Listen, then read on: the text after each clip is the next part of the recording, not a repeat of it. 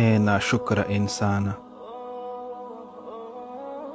اے ناشکره انسانه، یا کله د دې ته سوچ کړی چې یو فلج انسان چې هر سهار له خوبه راپاڅي نو هغه دې ته منتظر وي چې یو څوک راشي منت پرې وکړي، بویځي او ټول ضرورتونه یې ور پوره کړي.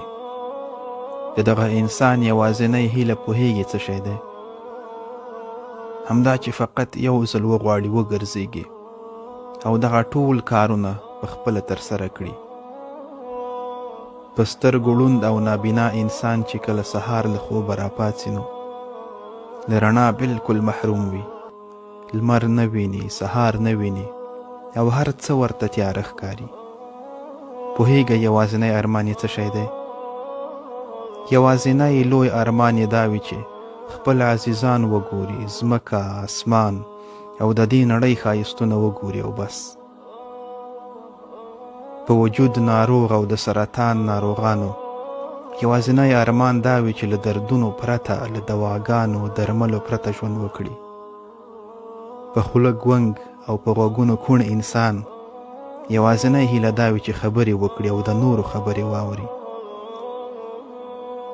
د تنفس ناروغان په دې ارمان وي چې د اکسیجن له ډبې پرته ژوند وکړي.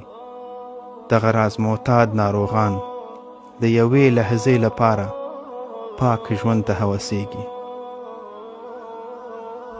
نو ای په وجود روغ او ناشکره انسانه، ولې د دې هر څه لرلو باوجود بیا هم شکایتونه کوي؟ ته ډېر خوشبخته انسان یې، ناشکري مه کوه. له ځان سره کښېنه او حساب وکړه.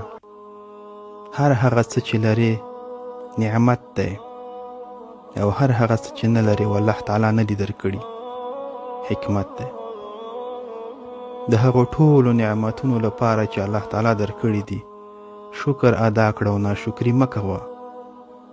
خپل مشکلات دې تر خپله وسه په خپله حل کړه او نور هر څه الله تعالی ته پرېږده او په هغه باندې توکل کوه.